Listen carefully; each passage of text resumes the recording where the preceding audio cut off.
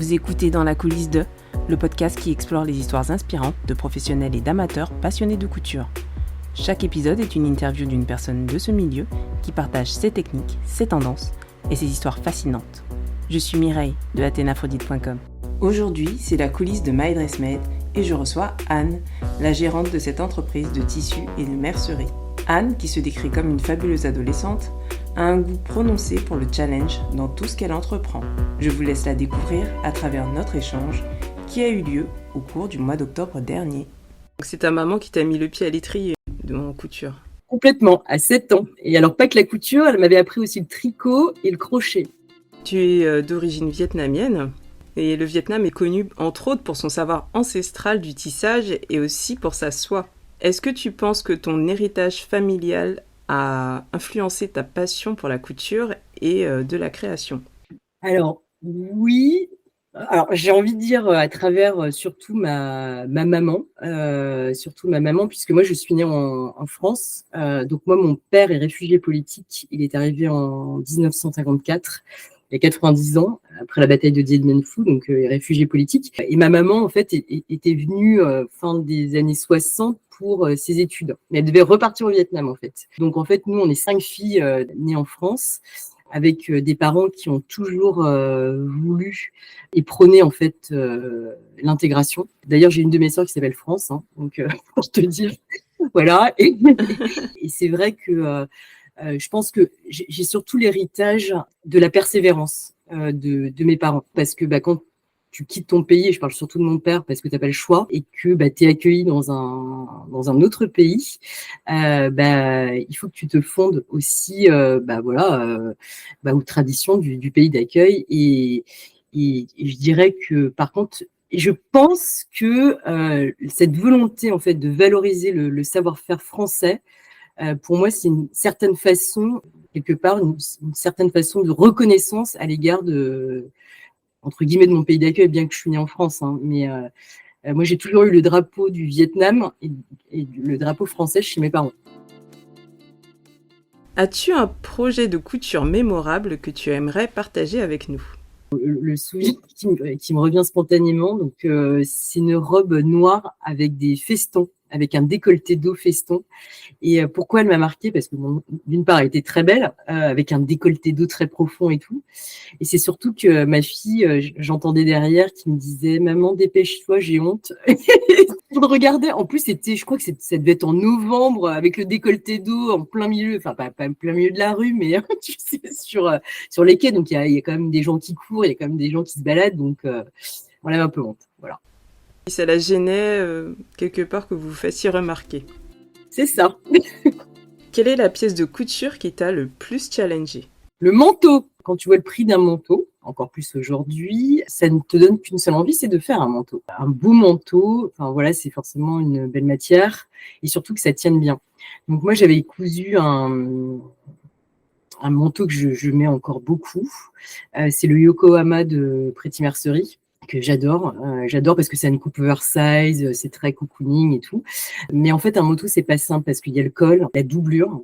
Je pense que même si tu en as fait 100 doublures, il y a toujours cette hantise de la doublure. Je ne sais pas pourquoi, mais voilà.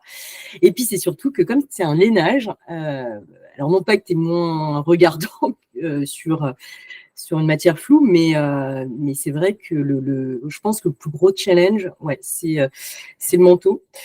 Mais il y a aussi un autre point, c'est la braguette. Donc d'ailleurs, je fais une spéciale dédicace à Anne-Gaëlle là-dessus, parce qu'avec ses pantalons jeans là, que je trouve canon, en fait, je ne sais pas pourquoi, j'ai un blocage sur la braguette. J'ai réussi les poches passepoilées, mais je n'ai pas réussi la braguette. Ça me stresse et je n'y arrive pas. C'est pour ça que du coup, je fais des zips sur les côtés ou les élastiques pour les pantalons. Mais voilà, il y a des choses. T'as un blocage, voilà, c'est la braguette. Écoute, moi je te conseille de tester les patrons de l'Americana Pattern. D'ailleurs, Anne-Gaëlle les coud. Moi, j'en ai déjà cousu et franchement, moi, j'avais très peur de la braguette et je n'ai plus peur de la braguette grâce à elle. D'ailleurs, il y a un podcast avec l'Americana Pattern. Je t'invite à l'écouter. C'est la reine du pantalon. C'est noté. MyDressMed est assez jeune, hein. Enfin l'entreprise en tout cas, MyDressMed est jeune, elle est née en 2022. Quel est ton parcours professionnel avant ça? Moi, j'ai fait un bac littéraire. Après, derrière, j'ai fait un BTS Action commerciale. Ça n'existe plus, mais ça doit être NUC, je pense, maintenant. Et après, j'ai rejoint donc une école de commerce. Donc, tu vois, les études bien classiques attendues par mes parents. Puis après, derrière, j'ai eu la chance, en fait, de rejoindre, à l'issue d'une alternance, le groupe Orange, où j'ai d'abord travaillé dans la vente et la distribution, négocié avec les centrales d'achat. Et après, j'ai fait du marketing grand public chez Orange. Après, j'en ai eu marre de la grande maison et j'ai rejoint différentes structures de taille petite et moyenne, donc dans l'univers du luxe, du coffret cadeau, pour après rejoindre en fait un laboratoire de dermocosmétiques, un poste de direction. Toutes ces expériences, ça m'a permis à la fois d'avoir des compétences, on va dire, de vente, marketing, du digital aussi, mais surtout l'amour du client.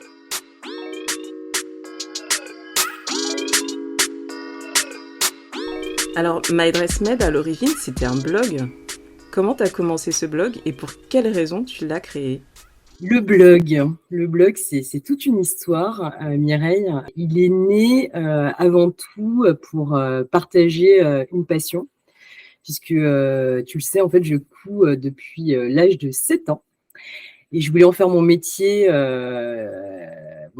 Et à l'époque, mes parents m'ont dit la couture, non, non, non, non, non. Tu vas faire des études, on va dire, classiques. Donc, je n'ai pas cousu, on va dire, depuis l'âge de mes 18 ans jusqu'à il y a donc 10 ans. Je ne donnerai pas mon âge. Non, je plaisante. Et en fait, je me suis remise à la couture, grosso modo, 25 ans après. J'ai regardé ce qu'il y avait sur Internet, mécaniquement, 25 ans après, puisque moi, j'avais démarré avec du burda jauni en typo 2. Donc, j'ai découvert des patrons super modernes. Et du coup, j'ai progressivement, je me suis rééquipée et j'ai commencé à coudre des pièces très simples. Alors, c'était Vanessa Pouzet, c'était M comme Marie au retour de la couture. Et c'est surtout que moi, j'adore partager. J'adore partager et encore plus une passion. Donc, sur l'impulsion aussi de ma sœur, avec qui j'ai 18 ans d'écart, puisqu'on est 5 sœurs, moi je suis la plus vieille, je suis la plus jeune. Elle m'a dit, il faut que tu fasses un blog. Donc, j'ai créé mon blog et j'ai essayé de partager des bonnes astuces et puis aussi inspirer, donner des idées. Et à partir de ce blog, toujours ma sœur Laura, elle m'a dit, mais tu sais qu'il y a les réseaux sociaux. Alors moi, pour être très honnête, je n'étais pas sur Facebook, j'étais pas du tout réseaux sociaux. Et c'était le début d'Instagram, où Instagram à l'époque était très basé sur la photo, etc.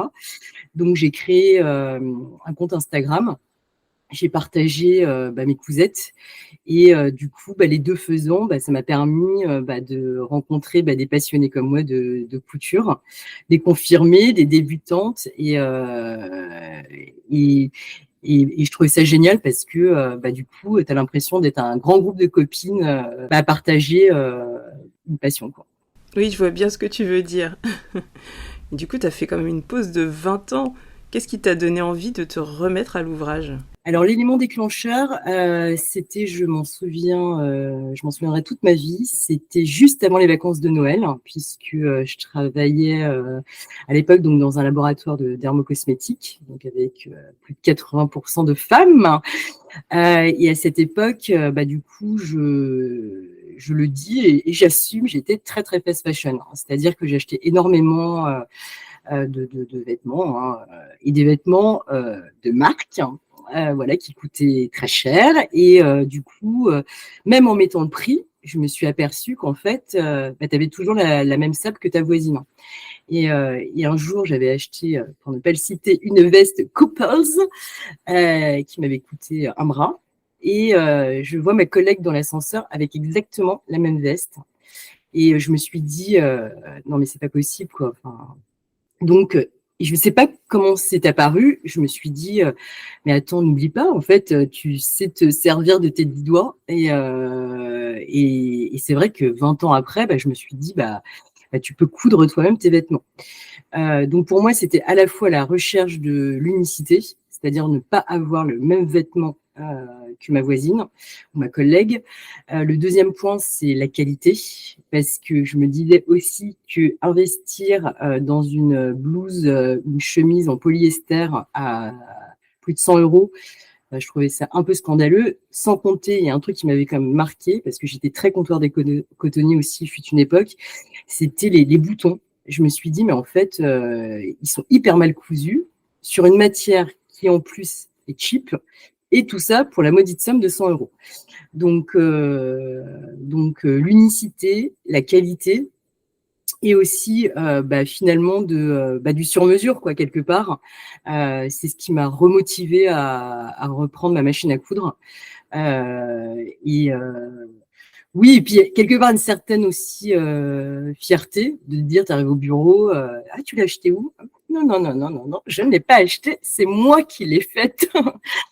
Voilà, et puis aussi, ce qui m'a motivée aussi, c'est parce que la couture, comme j'imagine le tricot ou tout ce que tu fais de tes mains, pour moi, ça a été un super échappatoire à en devenir un peu obsessionnel, parce que, comme tu le sais, je faisais beaucoup, beaucoup de couture à côté d'un boulot qui était quand même hyper prenant.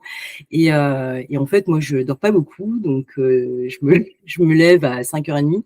Donc le matin, le temps que ma fille se lève, je coupe. Donc en général, je coupe, on va dire, trois pièces. Et le soir, quand je revenais du boulot, après avoir conduit ma fille à 21h, j'appuie sur la pédale.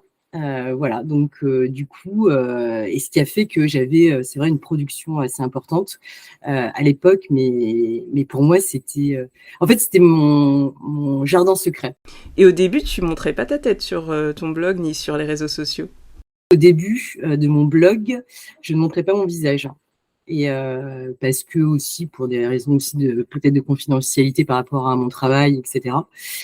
Jusqu'à un moment où on m'a autorisé, enfin j'ai quand même posé la question à mon boulot de pouvoir montrer mon visage, parce que des fois quand tu coupes, ça fait un peu guillotine, et je trouve que c'était plus humain en fait, de montrer un corps entier, y compris la tête. Je pensais que tu n'avais pas très envie de montrer ton visage.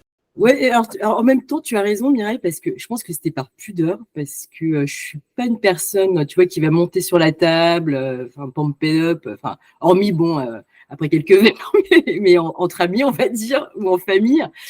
Mais non, c'était principalement par rapport à mon boulot. Parle-nous du moment où tu as réalisé que tu voulais créer ta propre marque de couture et pourquoi. Petite confidence, le déclic, c'est un événement personnel, puisque comme tu le sais, donc j'avais un super job, hein, j'étais très bien dans mon job, une belle sécurité, on va dire. Simplement est arrivé cet événement personnel qui est la maladie de ma maman, qui a 17 ans de moins que mon papa, et qui pour moi était, comme toute fille, je pense petite fille, une personne éternelle. Et en fait, quand on a appris sa maladie, c'est une maladie terrible en fait, qui est le corps de Lévy, qui est une variante d'Alzheimer, qui est une maladie dégénérative, neurodégénérative. Ça a été un déclic pour plusieurs raisons, parce que déjà c'est ma maman qui m'a appris à coudre. Du jour au lendemain, en fait, tout peut basculer, et finalement, tu n'as qu'une seule vie. Ça m'a donné un élan de me dire, si tu associes ta passion à ton travail, c'est aussi une belle dédicace par rapport à ta maman. Et c'est ça qui a déclenché, en fait, l'aventure entrepreneuriale. Et donc maintenant, My Dress Made, c'est aussi une boutique en ligne. Est-ce que tu peux nous parler de ton entreprise? My Dress Made, à l'origine, donc c'est une boutique en ligne qui proposait donc 2 lignes de produits, donc le do-it-yourself, que tu connais, hein, forcément, la couture à travers des patrons intemporels et une collection de tissus, mais c'était aussi une collection de vêtements prêt-à-porter confectionnés en France. très rapidement, j'ai décidé en fait de me concentrer sur ce que je savais faire, ce qui parlait le plus aussi à ma communauté. Et du coup, j'ai décidé de mettre de côté la production, la confection en fait de vêtements prêt-à-porter de côté. Pourquoi ? Parce que produire en France, ça coûte très cher, qu'on le veuille ou non. Et c'est surtout que je pense qu'il était nécessaire pour moi vraiment de me focusser sur finalement mon cœur de passion, voire mon cœur de métier.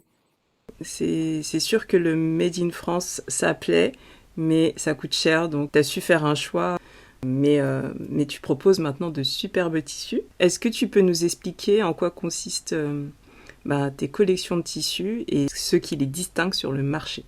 My Dress Made, pour moi, c'est plus qu'une entreprise. En tout cas, j'ai envie de donner du sens à My Dress Made, à la fois d'un point de vue écologique, c'est-à-dire ne pas faire 3 fois le tour de la Terre avant d'avoir la matière, le tissu. Deuxièmement, je pense qu'on a des pépites et un savoir-faire en France qui méritent vraiment en fait d'être valorisés. Alors c'est sûr, c'est un parti pris, c'est un peu plus cher. Néanmoins, je suis sûre de la qualité et aussi de la réactivité.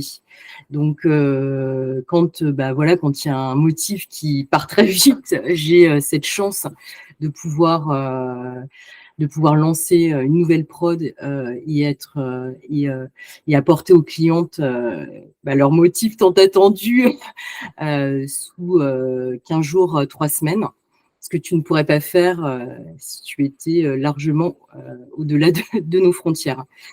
Donc ça, c'est vraiment pour l'aspect, on va dire, éco-responsable. Et cette usine, alors j'y tiens vraiment, c'est une usine donc qui est dans la Drôme, qui a 200 ans et surtout qui a entamé en fait une démarche écologique donc il y a 10 ans en mettant en place en fait une station donc d'épuration et de retraitement des eaux. Parce qu'il faut savoir que l'impression textile consomme énormément d'eau et l'idée c'est d'avoir un cercle vertueux sur le, on va dire sur l'eau recyclée pour lancer de nouvelles impressions. Et le deuxième point, mais qui me paraît hyper évident, c'est que c'est la qualité. La qualité de la matière, ce qu'on appelle des écrus sur la viscose, de la matière. Donc, tu connais très bien le crêpe, le fameux crêpe, mais aussi le twill. Et pour moi, en fait, cette base, elle était hyper importante sur le toucher, sur le relief de la matière et surtout que la couleur reste sur cette matière.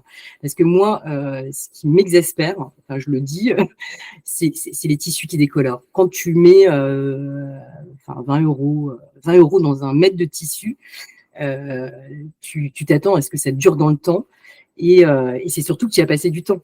Donc, pour moi, c'est essentiel d'avoir cette qualité, matière, éclat des couleurs et que ça dure dans le temps. Tu prônes le Made in France, la qualité et l'éco-responsabilité. Comment tu choisis les thèmes et les motifs pour tes collections de tissus et qu'est-ce qui te pousse à créer de nouveaux designs ? Alors l'inspiration, moi depuis très longtemps, j'adore m'asseoir, prendre une noisette, un café noisette au café et j'adore regarder les gens. J'ai toujours aimé ça. C'est vrai que, tu le sais, moi je suis une ex-parisienne et en fait ce rituel, je l'ai depuis toujours et pour moi l'inspiration, elle vient beaucoup de la rue. Et après l'inspiration, c'est vrai que j'aime les fleurs, mais au-delà des fleurs, c'est la façon dont elles sont travaillées, à la fois soit en aquarelle, soit en esquisse, mais j'aime de plus en plus ce qui est suggéré. Et après, je dois dire que comme je te le disais tout à l'heure, je suis très bien accompagnée, donc avec Stéphanie qui est la designer textile et qui a cette force en fait encore de faire beaucoup à la main. C'est-à-dire qu'on va partir d'un thème et puis derrière c'est la créativité à l'état pur du crayon, du pinceau qui va délivrer en fait le motif. Une fois que le motif il nous plaît toutes les deux, là commence, je pense, le travail qui demande quand même pas mal de boulot, c'est la palette colorielle. Donc souvent, on peut partir de nous, de cette inspiration un peu qui est dans ta tête. Hein. C'est très difficile à expliquer. En fait, tu as beau regarder sur Pinterest, les meilleures associations, etc. Mais en fait, c'est la créativité, c'est assez compliqué à expliquer. Donc, on fait plein de tests jusqu'à, au bout du 50e, c'est super, ça match. C'est super, ça match. Alors, bien évidemment, c'est pas comme ça pour tous les motifs, parce que quand il y a que 3 couleurs ou 4 couleurs, c'est simple. Mais quand tu as un motif type Ava qui a jusqu'à, je pense, 10 couleurs, c'est beaucoup plus compliqué parce que faut trouver une harmonie dans tout ça. Et après, là où je suis contente aussi, et là, je reviens au fait d'être entourée de personnes qui sont en dehors aussi de la couture, mais qui sont plus effectivement dans la mode et le prêt-à-porter, c'est d'avoir aussi de sortir un peu de sa zone de confort, et en l'occurrence, de sortir des fleurs, où j'ai eu du mal, hein, je dois le dire, et d'avoir travaillé des formes plus géométriques, des grandes formes plus généreuses, mais avec toujours cette chose qui est vitale pour moi, c'est l'éclat de la couleur. En fait, j'ai besoin qu'un motif soit expressif. Alors, non pas que ça soit rouge fluo ou orange fluo, c'est vraiment pas ça. C'est vraiment qu'il y ait une touche qui vient illuminer et donner cette unicité en fait de ton motif. Finalement, pour que tu sois différente des autres. Voilà. Il y a encore ce côté unicité qui revient, même dans ta création de tissu.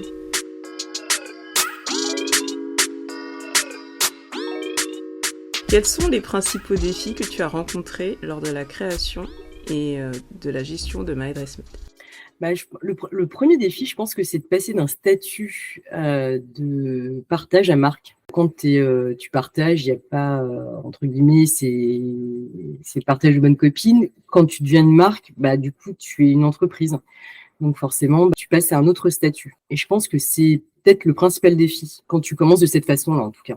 Honnêtement, le principal défi, c'est le temps. Aujourd'hui, c'est du 7 jours sur 7. Et franchement, le temps, c'est le plus gros ennemi. Parce que finalement, mon grand regret, c'est que j'ai beaucoup moins de temps pour coudre. Et quand je couds, je me donne un créneau bien timé, mais après je pense que c'est la polyvalence et la capacité aussi à prioriser.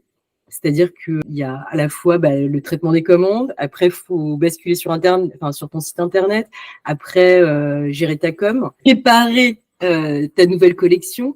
En fait, c'est vraiment cette gymnastique, on va dire, alors je vais reprendre un terme en entreprise, mais avoir la capacité en fait à mêler à la fois la stratégie et l'opérationnel, mais tout ça dans la même journée. Et je pense que le principal défi aussi, c'est d'avoir la capacité à prendre des décisions très vite. Moi, en tout cas, c'est ce que je recherchais en sortant d'un grand groupe, c'est-à-dire la capacité de décision rapide. Sauf que là, c'est toi qui décides.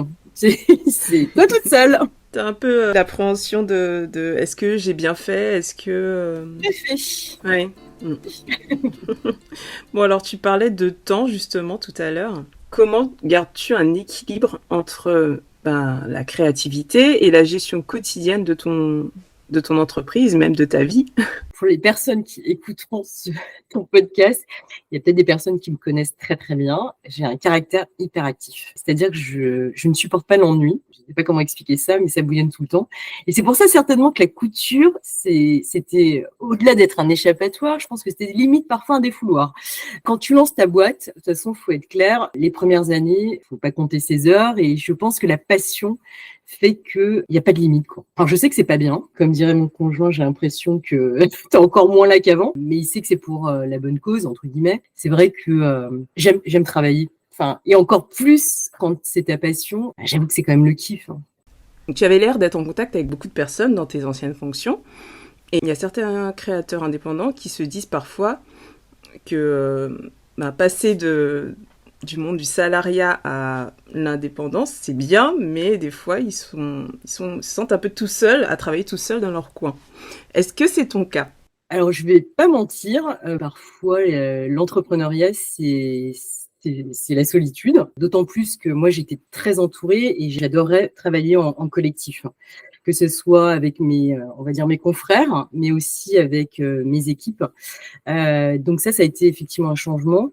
Après, de nature, j'adore, comme tu le sais, partager, mais j'adore être challengée, que je n'ai pas la vérité absolue. Je pars du principe que c'est pas parce que Anne, elle a décidé de se dire ah là là, mais ce motif est super et je marque-boot sur son motif est super. J'ai des doutes et j'ai toujours des doutes tout le temps. Et je pense que l'entrepreneuriat, c'est aussi la capacité à se remettre en question tout le temps. Comme je t'expliquais tout à l'heure pour le prêt-à-porter, je l'ai fait, je suis fière de l'avoir fait. Ça faisait partie en fait de mon concept. Mais après, voilà, ça n'a pas fonctionné et j'ai pris la décision d'arrêter.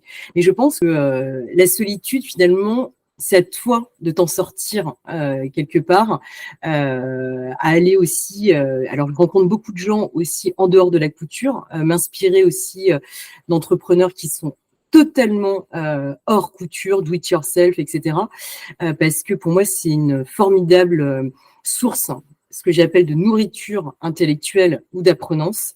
Et aussi, et ça je le redis, si demain les personnes qui nous écoutent ont envie de se lancer dans l'entrepreneuriat, c'est, voilà, faut pas hésiter à aller challenger vos idées et surtout ne pas rester dans sa grotte. Parce qu'on tourne vite en rond dans sa grotte. Et je pense que, voilà, c'est l'ébullition de confrontation d'idées qui fait sortir finalement le meilleur. Et après, je ne suis pas si seule puisque j'ai quand même Marine qui m'accompagne tous les jours et qui est vraiment mon acolyte et d'un soutien exceptionnel. Et après, je suis, pour être très honnête, très bien entourée, que ce soit au niveau du design, que ce soit au niveau de la prod, des personnes qui sont aussi exigeantes et aussi entrepreneurs, réactifs. Et quand je dis exigence, c'est l'exigence de la qualité. Quand tu es bien entouré avec des personnes de confiance, on peut rien t'arriver, quoi. Donc en fait, tu as su t'entourer quand même de personnes qui te stimulent. Est-ce que tu peux nous parler un peu de la team aussi? La team couturière, qu'est-ce donc? Alors, comme je te l'expliquais tout à l'heure, Mireille, c'est que, et ce que j'ai souvent fait dans mes précédents jobs, c'est toujours de constituer ce qu'on appelle un cercle ou un lab de personnes, on va dire, là, pour la couture, de différents styles, de différents niveaux, voilà, pour tester, je trouve pas d'autres mots, mais c'est tester en fait tes idées, confirmer ou infirmer des doutes que tu as. Donc, pour My Dressmate, forcément, j'ai répliqué en fait cette forme de lab, et j'ai choisi volontairement en fait des personnes qui étaient fidèles depuis très longtemps, qui à travers les messages, finalement, je sentais beaucoup d'authenticité. Donc tu fais partie, chère Mireille.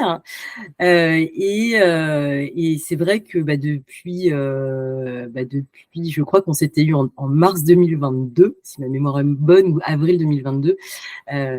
C'était génial de pouvoir voir en vrai chacune d'entre vous en visio, parce que au départ c'était une relation Instagram et finalement d'avoir créé un lien qui pour moi est indéfectible aujourd'hui, à la fois le lien et le soutien. Je pense qu'il y a des moments, tu sais, des fois tu doutes et vos messages par moment, ça booste à mort, soit de rectifier, soit d'encouragement, ouais c'est super, ou non, on devrait faire ça différemment.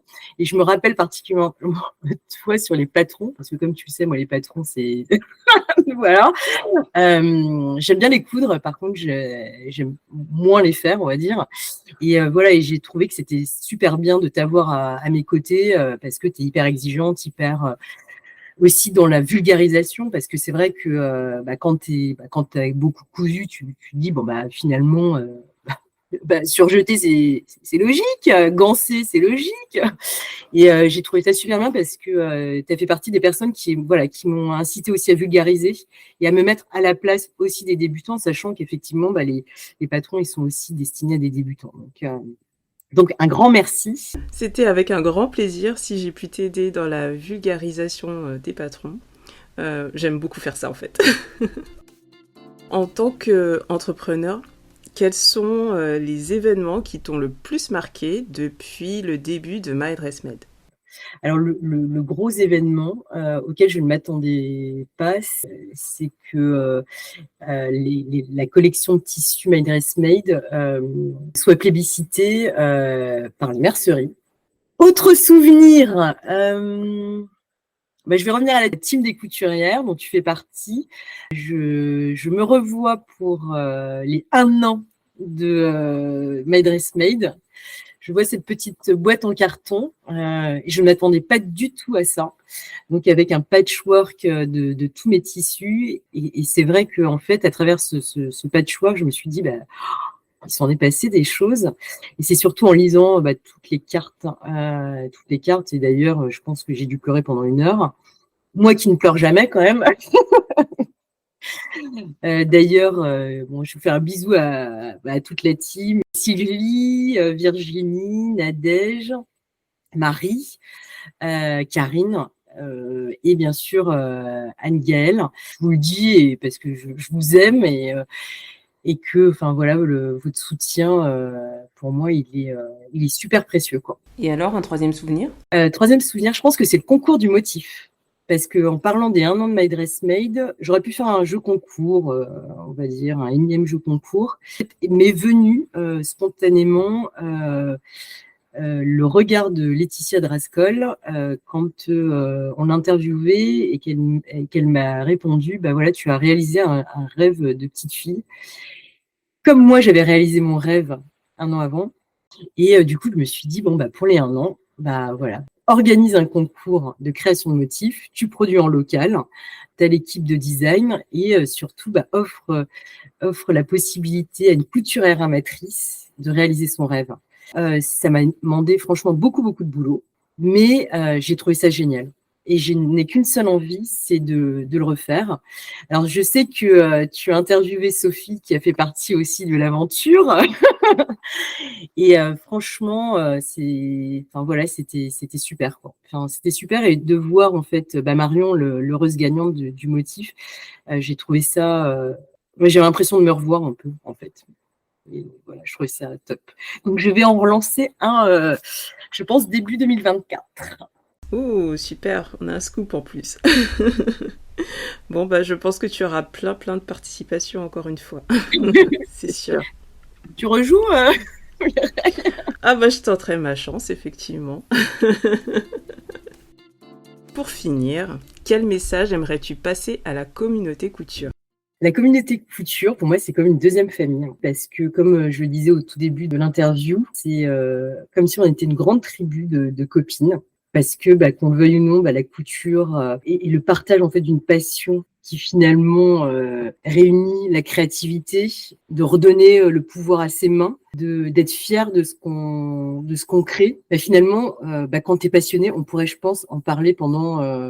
on pourrait se retrouver autour d'une énorme table et de parler pendant, pendant des semaines, je pense. Pour moi, c'est vraiment une deuxième famille. Et puis, je trouve que vraiment... Alors moi, j'ai eu toujours beaucoup de chance. Moi, je remercie vraiment la communauté de la bienveillance. Et ça, pour moi, c'est quelque chose qui m'est précieux.